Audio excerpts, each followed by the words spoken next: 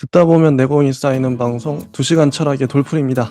지니입니다. 예, 저희는 요하네스 힐슈베르거의 서양 철학사 학원 근대와 현대 읽고 있고요. 헤겔 공부하고 있습니다.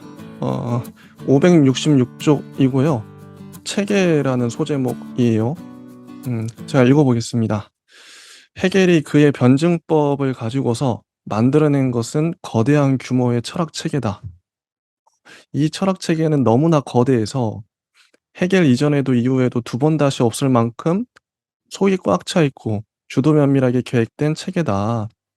이게 저는 힐슈베르거가 호들갑 떠는 건지 알았는데 왜 이렇게 뭐 너무나 거대해서 막 그 거대한, 근데 실제 뒤에 내용을 보니까 어마어마하더라고요. 이분이 안 다룬 분야가 없어. 정말 방대해요. 어 그냥 좀 이따 목차 보시면 깜짝 놀라실 겁니다. 한 철학자가 얼마만큼 많이 다룰 수 있는지. 예. 그리고 헤겔이 남겨준 것은 원래 변증법적인 방법 자체도 아니고 여하튼 이 방법은 완전히 개인적인 것이며 보편적인 학문의 기술이라기보다 오히려 흉내낼 수 없는 일종의 예술이다. 또 체계 자체도 아니며 그의 저작들의 여기저기에서 말해지고 있는 깊고 천재적인 풍부한 사상이다. 이 문장은 헤겔의 변증법이 어 완전히 개인적인 것이라고 얘기를 해요. 어 과연 그런가? 이거는 인제 저희가 또 이후에 공부를 하면서 이게 독창적이다. 이런 거겠죠. 그럼에도 불구하고 이 체계의 윤곽을 간단하게나마 요약해 두어야겠다. 에, 그의 체계는 논리학, 자연철학, 정신철학 이 세 파트로 나눠져 있어요. 논리학은 이념을 그 자체로서 그리고 스스로를 위해 있는 그대로 다루고, 자연철학은 이념을 그 달리 있음 속에서 다루고, 정신철학은 자기 자신에게로 되돌아가는 이념을 그 자신에게 있는 중에 다룬다. 자, 정반합이죠. 논리학은 정이에요.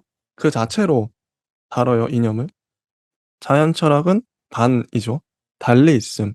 그 이념이 다르게 있어요. 이게 반이죠. 정신철학은 자신에게로 되돌아가요. 이게 합일 텐데. 정말 헤겔은 정반합으로 자신의 변증법으로 모든 걸 설명하는 참 일관성 있는 철학자다. 예, 철학자에게 제일 중요한 건 일관성. 어 자기의 논리 주장을 끝까지 밀어붙이는 건데, 자 인제 두 번째 문단 한번 해 주시죠. 헤겔의 논리학은 보통의 경우처럼 아리스토텔레스의 오르가논을 되풀이하는 것이 아니라 순수한 사상을 나타내는 것, 인식의 절대적인 방법, 자기의 본질을 사고하는 정신이기를 바란다. 헤겔은 정신현상학에서 의식을 자기 자신과 대상의 첫 번째의 직접적인 대립, 이런 문장 좀 어렵죠. 저는 좀 이해하기는 좀 어려웠는데, 의식을 자기 자신과 대상의 첫 번째의 직접적인 대립으로서 절대적인 알매로 나아가는 운동 안에서 설명하고 있다. 그래서 절대적인 알매에 대해서 뭐 참된 지식 이런 것들이 계속 반복되게 될 텐데, 헤겔이 정신현상학에서 무엇을 쓰고자 했는지, 그리고 그걸 언제 썼고 누구에게 영향을 많이 받았는지 이런 것들을 생각해 봐 주시면서 이 책의 논리학 안에서 우리가 정신현상학 나중에 읽어보면 너무 좋겠다 이런 생각도 가지고 이해를 하는 쪽으로 나아갔습니다. 그래서 의식이란 순수한 본질성에 대해 바탕하고 있는 운동이다. 그런데 이 순수한 본질이 논리학의 내용이 된다. 그래서 논리학은 순수 이성의 체계, 순수한 사상의 왕국이라고 파악된다. 이 왕국은 가리워 있지 않은 그 자체로서 스스로를 위해 있는 진리다. 음. 문장은 화려해요. 그리고 그냥 쉽게 읽었을 때 그렇구나 하고 넘어가겠지만 이 문장 자체를 오로지 이해하려면 배경이 많이 필요할 것 같고, 그 안에서 여기서 이야기하고자 하는 순수 이성이 과연 우리가 이전에 읽었던 다른 철학자들이 말하는 것과 유사한지 같은지 다르다면 어떻게 다른지 이런 것들을 파악하기까지는 우리가 공부가 많이 필요할 것 같습니다. 좋습니다. 자, 다음 문장. 그래서 우리는 이 이 내용은 자연과 유한한 정신이 창조되기 전에 스스로의 영원한 본질 속에 있던 그런 하나님이 드러난 것이라고 말할 수 있다. 헤겔은 논리학을 논리학이에요. 아까 논리학, 자연철학, 정신철학 세 가지로 나눴었죠, 체계가.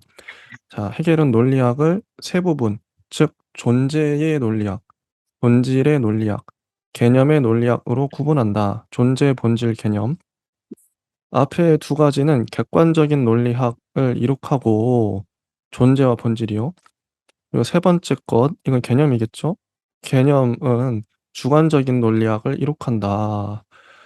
객관적인 논리학은 세계에 관한 학문적인 건축물인 종전의 형이상학 대신으로 된대요.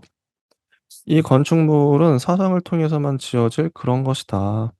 이 객관적인 논리학은 우선 존재론을 포괄하고 있으며 존재로서의 존재와 본질을 연구한다. 그러나 이 객관적인 논리학은 그 다음에는 기타의 형이상학도 포괄하고 이러한 한에 있어서는 기타의 형이상학으로서 순수한 사고방식을 가지고서 우선은 관념, 표상에서 받아들인 특별한 기체, 즉 영혼, 세계, 하나님 등을 파악하려고 애쓰고 영혼, 세계, 하나님, 그리고 사고에 관한 여러 규정들은 관찰 방법의 본질적인 것을 이룩한다.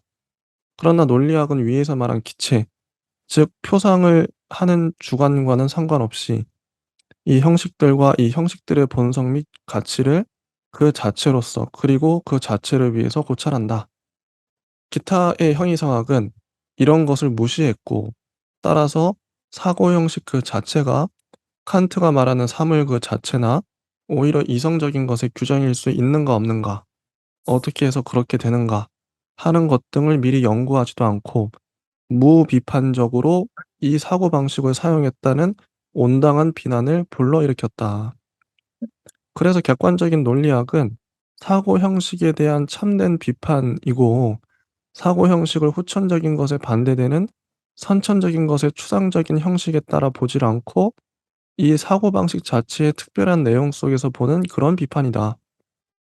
그 자체로서 있는 그대로의 대상을 인식하지 못하는 인식은 인식이 아니라는 것이다. 네. 계속 해 주시죠. 네. 어, 전통 형이상학의 길을 칸트가 조금 달리 해놨는데 그 지점을 헤겔이 다시 걷고 있는 그 맥락인 것 같습니다. 따라서 여기에서 옛날의 형이상학이 부활되고 이념의 학문으로서 완전히 순수하게 부활된다.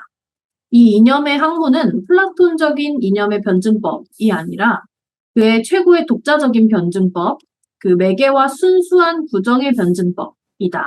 그래서 여기서 이제 부정의 변증법이라고 나오고요. 좀 다른 맥락의 얘기를 하긴 하는데 사실 옛날 형이상학의 한 틀에서 또 이해될 수 있는 지점이 있기 때문에 옛날의 형이상학의 부활 이렇게 시작하고 있죠.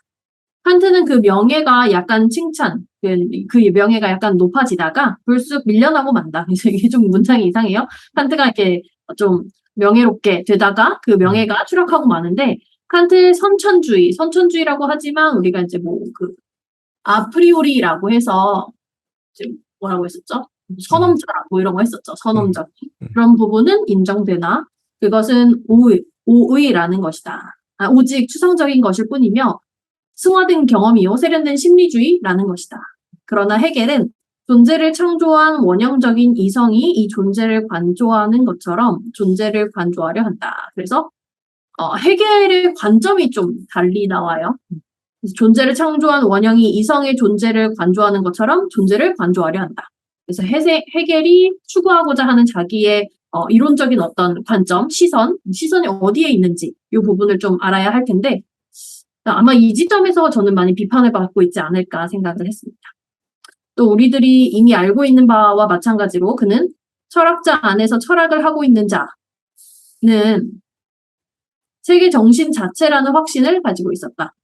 헤겔의 논리학은 칸트가 언제나 발을 들여놓을 수 없는 영역이라고 말해온 한 가지 영역을 개척하는데 이런 것을 보면 우리는 독일 관념론에서 사태가 어떻게 변했는지를 알 수 있고 띨이 금기시하고 있었던 것 이런 것이 허물어지고 말았다.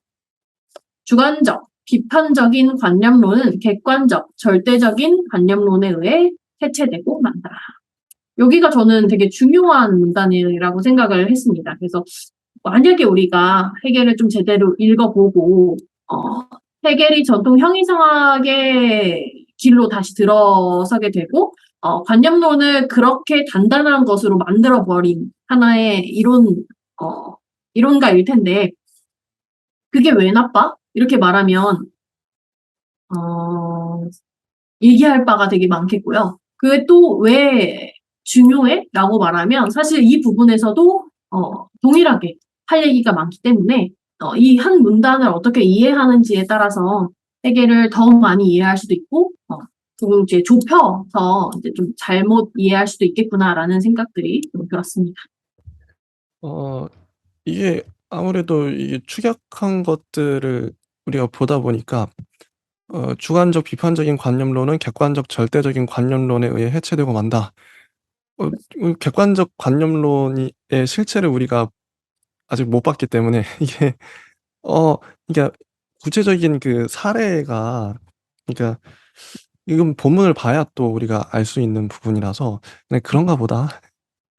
그때 당시에 그렇게 학자들이 그렇게 인정을 했으니까 이런 부분이 인제 그래서 본문 원문에 대한 갈망을 더 부추기는 일단은 요 정도로 뭐 이거는 뭐 철학사 전반을 우리가 보고 있으니까요. 객관 헤 헤겔 헤겔 절대적인 관념론이야. 근데 구체적인 내용 누군가 물어보면 "왜 객관적이에요? 왜 절대적이죠?" 이렇게 물어보면 힐시베르거 책에 보면 그렇게 나와 있어요. 네, 근데 그것도 좋고요. 음. 좀 쉽게 이해를 돕고자 시선의 얘기를 좀 해볼 수 있는데요. 음. 이론가들이나 이제 분석의 시선이나 관점이 명백하게 잘못된 어떤 오류를 음. 범하는 그런 알고리즘이 좀 있어요. 예를 들어 대상을 우리가 두고 바라보는 주체가 우리 스스로가 되고 그 대상을 분석한답시고 보이는 대로 혹은 우리가 생각하는 대로 여러모로 대상에 대한 이야기를 할 수 있겠죠. 대상의 본질을 파악한다거나 대상의 운동을 파악한다거나 그런 식으로 얘기가 되면 우리가 일단 보는 주체 시선이 되어서 그 대상을 조망하게 됩니다. 멀리서. 이 대상을 조망하게 되는 시선 자체를 여기서 나와 있는 관조의 시선으로 바라볼 수 있다면 그 시선 안에는 여러 가지가 들어가 있겠죠. 우리가 1차적으로 대상을 주체와 대상이라는 공고화시킨 구도로 확정지어서 그것만을 보고 판단을 할 수 있는 그런 우를 범할 수도 있겠고 그렇게 되면 주체는 되게 강조가 되고요. 대상은 대상대로 나름의 틀지어지게 됩니다. 그래서 그런 점에서는 좀 명백해 보이고 명확해 보이는 그런 쪽으로 갈 수 있지만 사실은 되돌아보면은 그게 진정한 대상인가에 대한 질문에 대해서는 사실 답할 수가 없죠. 왜냐하면 그거는 우리 주체의 시선에서 보여지는 것이고 그걸 조금 더 정신분석 각적으로 얘기를 해보자면 주체의 그러한 시선이 애초부터 그렇게 대상을 파악하거나 분석하게 만들어진 게 아니라 주체와 대상이 그런 과정을 통해서 분석을 할 수 있는 그런 구도 자체를 주체가 스스로 나르시시즘적으로 그 주체의 관조적인 시선을 확고하게 되게 힘있게 만들기 위해서 그런 구도를 이용한다는 거죠. 그런 점에서 보면 사실은 그게 비판받아 마땅한 왜냐하면 우리가 물 자체를 대상 자체를 바라본다기보다는 우리가 여기서 얘기하는 주관적, 객관적이라고 말하는 그 시선에서도 느껴질 텐데 무언가를 있는 그대로 바라본다는 의미보다는 우리가 그것을 완전히 독립적인 대상으로서 거리를 둘 수 있다는 전제 하에 그 구도가 완성되는 거거든요. 근데 과연 그러한가? 왜냐하면 헤겔도 그 동시대에 살고 있었고 그 대상에 관계하고 있었고 어떤 식으로든 접촉하고 있기 때문에 그래서 칸트와 그 관련된 영향을 받았던 다른 사람들이 금기시하고 여기 책에서처럼 금기시하고 다른 쪽으로 철학사, 관념론을 다른 쪽으로 생각해 봐야 된다라고 해서 열심히 읽어놓은 바가 이런 것들이었어요. 그래서 개념을 틀지어 놓으면 사실은 그 개념 하에 우리의 영역도 들어가 있는 것인데 과연 우리가 그렇게 거리두기를 함으로써 완전한 단절로 그 대상을 분석할 수 있는가라는 의문을 계속 제기를 했던 바가 이것들인데 그것에 대해서 다 해체시켜버리고 해겔이 완전히 공고화시켜버린 거죠. 그래서 주체는 주체로, 대상은 대상으로, 그래서 굳어진 관계. 그래서 그 안에서 객관이 가능한 것처럼 보이게끔 그거를 확고화시켜 놓았다 이렇게 생각을 해주시면 해겔이 비판받는 지점이 어떤 지점인지는 명확하게 보이실 거예요. 그런데 그것이 이제 오늘날 현대까지 되게 일반적인 어떤 생각에 파생을 많이 시켰어요. 뭐 인간 중심적인 어떤 것이라든지, 아니면 서구 중심적인 어떤 문화 생각이라든지, 문화 경영성이라든지, 아니면 우리가 동물과 혹은 비인간과 뭐 이런 것들과의 구분으로 우리가 당연하게 생각했던 여러 가지들의 계층화, 범주화, 이런 것들이 다 여기서부터 나왔다라고 생각을 해본다면 상당히 이롭기도 하고 문제적이기도 한 그런 점으로 이해가 되죠. 네, 좋습니다. 제가 이어서 읽어보면 논리학은 존재론에서 다음과 같은 개별적인 것을 다루고 있다. 1번 질, 존재, 비존재, 생성, 정해져 있는 존재, 유한성, 무한성, 스스로를 위해서 있는 것, 하나와 많음, 거부와 끌어당김. 2번 양, 3번 정도. 본질론에서 다뤄지는 것은 1번 실존, 현존재의 근거로서의 본질, 2번 현상, 3번 현실, 현실성. 그다음 개념론에서 다뤄지는 것은 1번 주관적인 개념, 2번 객관, 3번 이념. 엄청 많죠. 논리학에서만 이걸 다 다루고 있다는 거죠, 해겔은. 정말 방대합니다. 실제 읽어보면 이 각각의 그 개념들을 어떻게 정의했을지 정말 궁금하긴 해요. 존재론의 바로 첫머리에서 존재와 무가 동일하게 되어 있다. 그래서 많은 사람들은 이것은 모순율에 위배되는 것이요. 따라서 이것이 해겔의 잘못이라고 보고 있다. 그러나 이미 알려져 있는 바와 같이 이런 것은 그의 사고 형식의 원형을 바탕으로 해서 이해될 수 있을 것이다. 해겔의 자연 철학은 데카르트가 사고하는 것과 연장하는 것을 구별함으로써 생겨난 실체에 관한 문제에 대해 이를 해결하려는 많은 노력들, 기의 원인론, 스피노자, 홉스, 버클리, 라이프니츠, 칸트, 피테, 셸링에 덧붙여 하나의 새로운 해답을 준다. 즉, 자연이란 이념의 달리 있음이라는 것이다. 아까 얘기했었죠. 자연은 이념이 다르게 있다. 네, 다음 문단 해주시죠. 네. 앞서 읽은 문단은 이제 자연 철학에 넘어와서 논리학에 대한 설명을 좀 갈무리하고 자연 철학으로 넘어온 설명이었습니다. 네. 이 자연 철학에 대한 설명을 계속 이어서 신학적으로 말하자면 로고스가 자연 안에서 스스로 밖으로 드러냈고 육신을 갖게 되고 우리들은 로고스의 이러한 영광을 보았으며 그리고 우리는 이 로고스의 빛, 이념의 빛을 통해 정신으로 되지 않으면 안 된다. 이렇게 해서 모든 것들은 절대자에게로 되돌아갈 수 있다는 것 등으로 해석이 되고 해겔은 어떻게 해서 하느님은 조금도 같지 않은 것을 행하려고 결심하기에 이르렀을까라고 묻고 다음과 같이 대답을 합니다. 즉, 하느님의 이념은 주관성과 정신이 되기 위해 이 달리 있는 것을 스스로부터 내보냈다가 다시 스스로 안으로 들어오게 하려고 결심한다. 따라서 해겔에 있어서 자연은 세계 과정의 한 토막이고 해겔은 자연을 정적인 측면이라기보다 생성이라는 면에서 파악하고 왜냐하면 이렇게 해야만 추상적인 관찰을 넘어서서 사물의 내적인 핵심까지 파고 들어갈 수 있기 때문이다. 신의 시선을 빌어서 이렇게 설명을 하고 있죠. 여기서 제가 이제 질문을 지니님한테 하나를 드리고 싶은데, 자, 어떻게 해서 하나님은 조금 더 같지 않은 것을 행하려고 결심하기에 이르렀을까? 성경을 읽다 보면, 그러니까 창세기 맨 앞에 1장에 하나님이 천지를 창조하시잖아요.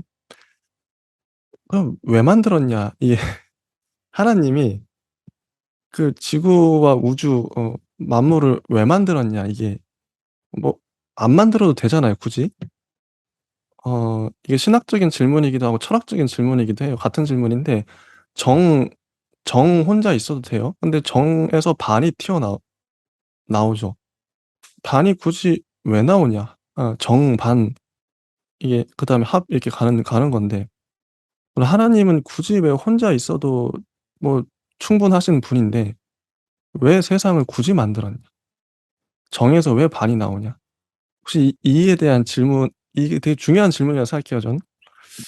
어떻게 생각하세요? 지혜 님은?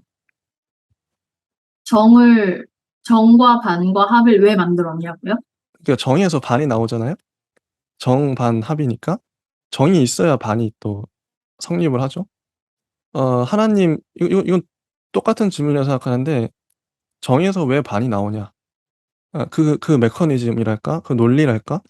왜 그래야 하냐? 이거 하나님이 왜 세상을 만들었냐? 똑같은 질문인 거죠. 어 해결한 데는 인제 하나님이 세상은 또 다르게 어떻게 보면 여기 정신이라고 표현되지만 정신이 달리 있는 게 자연이니까요. 정신이 달리 있는 게 자연입니다. 하나님이 다르게 있는 게 세상이죠. 그럼 하나님이 세상을 왜 만들었냐? 정에서 반이 왜 나오냐? 똑같은 질문인데 지리님은 어떻게 생각하세요?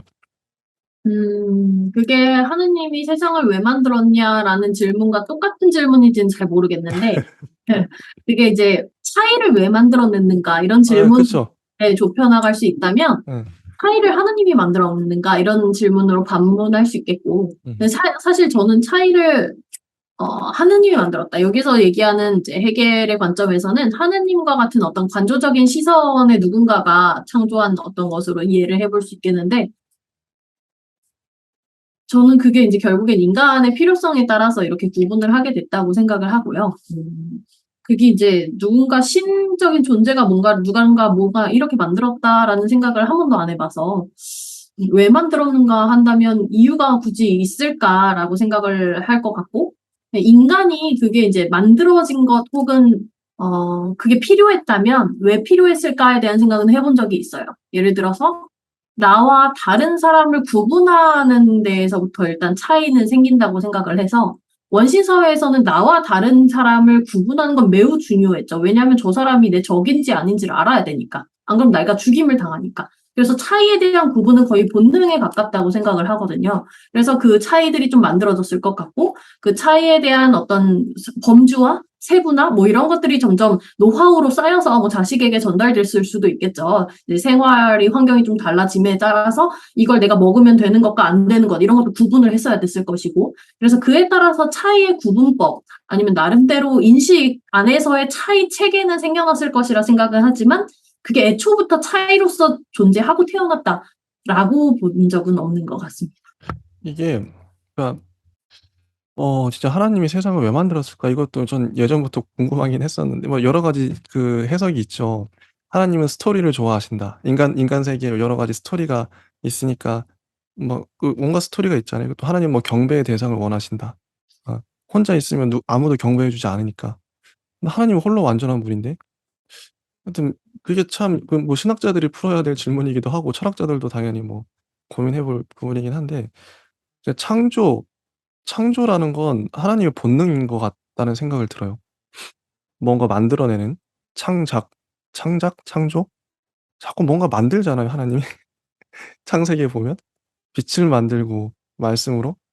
그게 하나님의 본능 그러니까 만들어야 자기가 건강할 수 있다는 걸 본능적으로 아는 것 같은 느낌? 인간도 뭔가 자꾸 만들어야지 건강하거든요. 뭔가 좀 계속 뭔가 새로운 것들을 어 뭔가 도전한다든지. 좀 그런 그래서 이게 저번에도 읽었던 글 중에 하나님이 인제 본인을 인식하기 위해서 자기 자기와 다른 그러니까 반을 만들었다가 다시 또 되돌아와야 자기를 온전히 인식할 수 있다 이런 뉘앙스의 문장이 또 있었죠.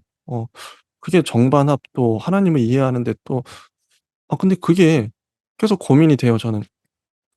그냥 홀로 그냥 있어도 가만히 있어도 자기가 완전한 사람이 완전한 그 신이 왜 굳이 자기와 다른 것들을 만들었다가 다시 또 되돌아와야 되는가? 이게 정반합이잖아요.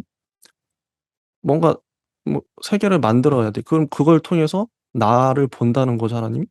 세계를 통해서? 그리고 나로 다시 되돌아와요? 이게 해겔의 논리인데 어 지니님은 이걸 어떻게 생각하세요? 이런 논리. 음. 일정 부분은 어떤 식으로 쓰여졌는지는 알 것 같은데 네. 그것을 만물에 적용시켜서 모든 음. 세계의 창조의 원리와 뭐 운동의 원리가 그런 식으로 돌아간다라고 생각할 필요는 없을 것 같아요, 오늘날. 어. 그래서 굳이 이해를 하기 위해서 해겔이 만들어낸 이런 층위를 이해하기 위해서 우리가 좀 걸맞는 예시를 생각하는 건 좋지만 모든 것이 다 그에 맞춰서 생각될 필요는 없다. 음. 그래서 아마 이해가 안 되는 부분은 안 되는 대로, 이게 이해가 되는 지점은 왜 음. 그렇게 만들었는지를 좀 추적해 나가는 방식으로 우리가 음. 읽어야 되지 자 570쪽의 맨 위에 문단을 또 다시 읽어 볼게요. 하나님의 이념은 주관과 정신이 되기 위해 이 달리 있는 것을 스스로로부터 내보냈다가 다시 스스로 안으로 되돌아오게 하려고 결심한다. 이게 해겔의 말이에요. 제가 방금 했던 제가 했던 말이죠. 자 스스로 주관과 정신이 되기 위해서 달리 있는 것은 세계와 자연이겠죠. 그걸 만들어요. 스스로부터 내보내요. 만들어 자연을. 그럼 다시 또 스스로 안으로 돌아와요 그게? 이 결심을 하고 만들어요? 이게 세계 과정이죠. 그럼 왜 이러냐 이 이걸 설명을 해야 되는데 이게 참 어 뭐 그냥 이게 '이건 이렇다.' 뭐 이 정도로 넘어갈 수도 있지만 저는 이유를 설명하고 싶은 거죠. 음. 음. 그게 궁금하다면 저는 좀 유사한 답변을 드릴 수 있을 것 같은데요. 예. 이게 이제 왜 이랬다. 정답이다라고 말하기보다는 예. 그 해겔의 지금 변증법을 읽고 있는 과정이잖아요. 그죠. 예, 해겔의 변증법에 아마 변증법을 만들게 된 목적, 배경 이런 게 좀 맞닿을 것 같은데 음. 쉽게 생각해서 해겔은 자연이든 자연 철학이든 지식이든 상식이든 고정되어 있다는 거를 받아들일 수 없었던 것 같아요. 음. 딱 하나는 확 인제 뭐 돌풀은 어떤 사람이다라고 정해지면 음. 변화할 어떤 여지가 없는 거예요. 그쵸. 그것에 대해서 절대적으로 좀 부정한다는 방식으로. 그래서 부정의 방정 인제 부정의 방정 혹은 부정의 변증법 이렇게 부르는 이유가 어. 그에 대한 확실한 정의가 있긴 하지만 정이 있지만 반을 통해서 부정을 통해서 합을 이루게 만드는 아. 그것뿐만이 아니다라고 해서 여기서도 고정된 어떤 것이 분명히 있긴 하지만 그것이 뭐 장소든 특성이든 시공간에 따라서 뭐든지 다 달리 볼 수 있잖아요. 음. 그에 대한 상대성을 동시에 인정을 하는 거죠. 그래서 어느 운동 뭐 이런 방식으로 뭐 변형 이런 방식으로 이제 단어를 사용해서 정반합의 어떤 상식의 테두리에 갇힌 어떤 우리의 생각들, 정신들을 좀 움직이게 만드는 아 그런 목적이지 이제 않을까. 이해됐어요. 이제 완벽하게 이해됐어. 갑자기 깨달음이 왔어요. 그 번개처럼 왔는데 하나님이 세계를 왜 만들었는지 알겠어요. 만약에 세계를 안 만들었다고 쳐 봐요. 그럼 하나님 혼자 있겠죠. 물론 성부, 성자, 성령이 같이 뭐 공동체로 살겠지만 아무것도 안 만들면 셋만 있잖아요 어쨌든. 셋이고 하나일 텐데 어쨌든 그렇게 혼자 있어요. 셋이 같이 있어요 공동체 이루고. 이러면 안 되는 거죠. 고정되잖아요. 진짜 말씀하신 것처럼 생성이 없잖아요. 뭔가 막 새롭게 만들어지는 게 없어요. 이것 때문에 만들었다는 생각이 드네요. 하나님은 홀로 완전할 수가 없는 거예요. 이것도 역설인데 세계를 만들어야 세계와 하나님이 서로 교통하면서 상호작용을 하면서 이것도 변증법이죠. 상호작용을 하면서 하나님이 완전해질 수 있는. 이게 정말 신비하네요. 깊네요. 좀 이해가 돼요 인제. 하나님 마음 알 것 같아요. 정반합 이게 정말 그래서 이게 철학이 깊이 들어가면 신학도 깊어지는 것 같아요. 예. 인제 이해가 갑니다, 하나님의 마음이. 그래서 만들었군요. 그다음 문단을 읽어 보겠습니다. 19 세기 전체에는 삶의 모든 영역에 있어서 역사적인 관찰 방법을 특징으로 하고 있다. 이게 경향성인 거죠, 시대적 경향성. 발전을 한다는 사상은 발전한다. 이거 자본주의랑도 엮였겠네요. 발전한다. 이 세계를 이끌어 나가는 이념이었다. 해겔은 과정을 중요시하는 방법을 가르쳐 주는 위대한 사람들 중에 한 사람이다. 과정.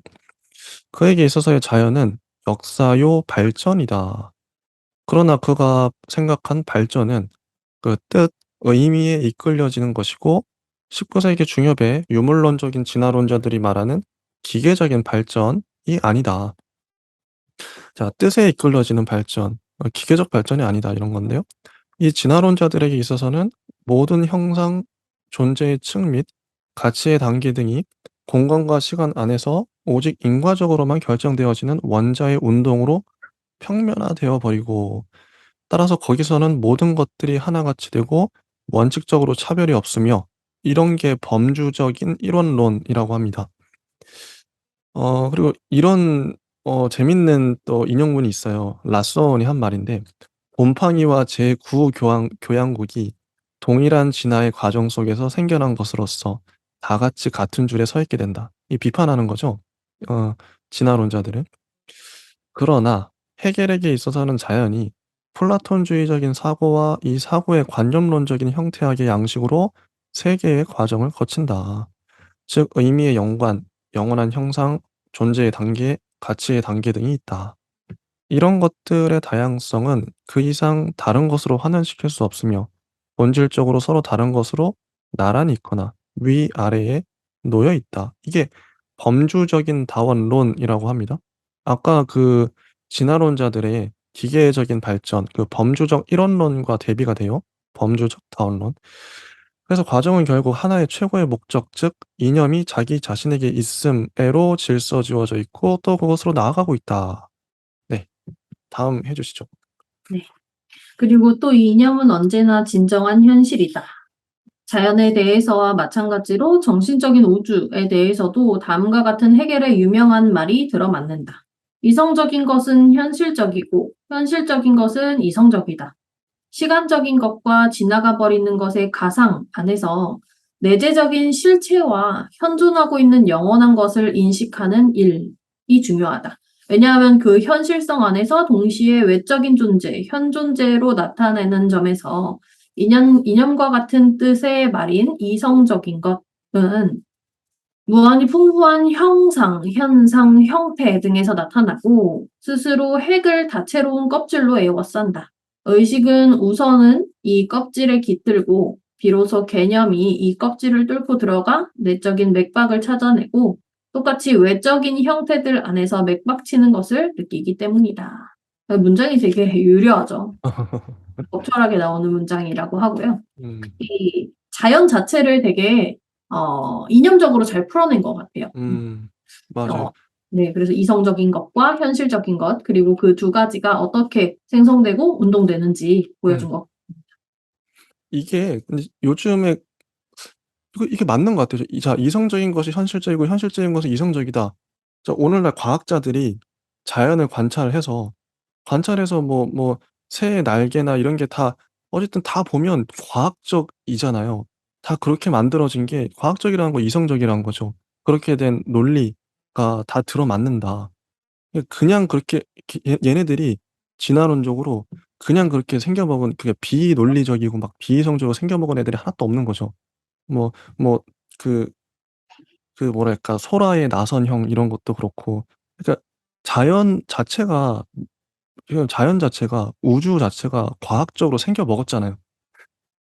이게 하나님이 그렇게 만든 것 같은데 이게 너무 놀라워요. 어 만약에 조물주가, 만약에 자연이 다 비논리적이라고 생각해 봐요. 그럴 수 있죠. 그럴 수도 있었죠. 이렇게 계산해 보고 다 봤는데 다 안 맞아 뭐가. '아 이렇게 만들어지면 안 돼.' 그러면 더 이상 뭐 과학적으로 분석할 게 없겠지. 근데 과학자들이 다 보니까 이렇게 모든 생겨먹은 것들이 개의 뭐 다리도 그렇고 우리 척추 뭐 뼈에 이런 것도 그렇고 다 너무 과학적으로 생겨 먹었다는 거죠, 관찰할수록. 이게 분석을 할수록. 모든 게 다 그렇잖아요. 어떤 걸 가져와도 자연에 있는 그대로 생겨 먹은 어떤 걸 가져와도. 그래서 이성적인 것이 현실적이고 현실적인 것은 이성적이다. 이 말은 너무 직관적으로 이해가 돼요. 실제 이성적이거든요, 현실적인 모든 것들이. 음. 그래서 저는 이 말을 믿습니다. 믿기도 하고 맞는 말이에요. 그리고 이게 저는 또 이 문장을 읽으면서 되게 '문학적이다.'라는 생각을 했어요. 법 철학, 해겔의 철학이 이래서 깊은가 싶기도 한데 실제 읽으면 재밌을 것 같아요. 이런 문장들 막 나오고 하면 해석의 재미 이런 것도 있을 것 같고. 지니님은 이 단락 관련해서 더 하실 말씀이 있으실까요? 아마 다음 문단까지 제가 예, 읽어보고 좋습니다. 자연 철학을 또 정리를 하는데요. 헤겔의 자연 철학에 의해서 가꾸어진 밭은 이제 밭은이라고 하면서 되게 이제 좀 비유적으로 표현을 하죠.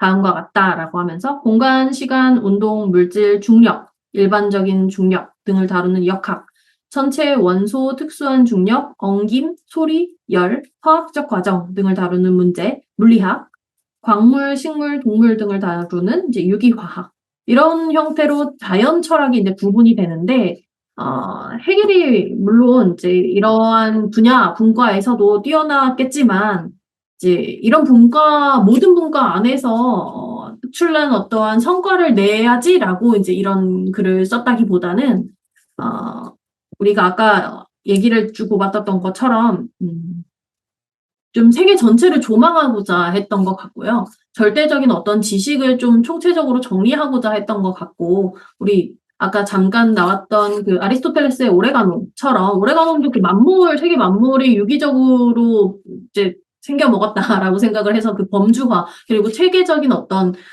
그 분류, 뭐 이런 것들을 통해서 아리스토텔레스가 전 세계를 조망하고자 한 그런 열망을 느낄 수 있는 그런 책이었는데, 여기서도 헤겔이 그와 같은 작업을 하고 있다라고 저는 생각을 했고, 이제 세계 전체에 대해서 올바른 그림을 그리는 건, 여러 방법이 있겠죠. 여러 가지 방법이, 뭐, 물리학도가 해야 될 것들, 뭐, 아니면 자연과학자들이 해야 할 것들, 철학자가 해야 될 것들이 있었을 텐데, 그 중에서 이제 철학자의 의무는 이제 세계 전체를 어떤 철학적인 이념으로 그려내는 그런 형태의 지도가 필요했을 것이고, 사실 그것은 자연물이 어떻게 생각하고, 아니, 생겼고, 기능하고, 뭐, 이런 것들을 들여다본다기보다는 인간과 어떤 관계성을 가지고 있고, 인간이 어떤 방식으로 그 관계 안에서 존재하고 있는지, 말 그대로 존재론에 귀결될 수밖에 없다고 생각을 합니다. 그래서 여기 자연철학, 특히 헤겔이 생각하는 자연철학은 결국, 이제 존재론이었을 것 같고,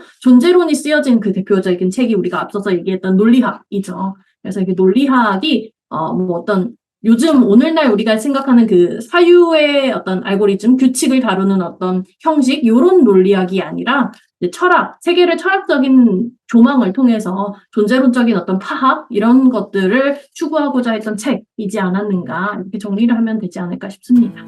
네, 좋습니다. 다음은 정신철학인데요.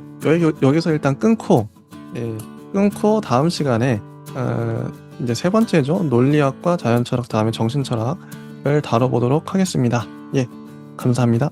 감사합니다.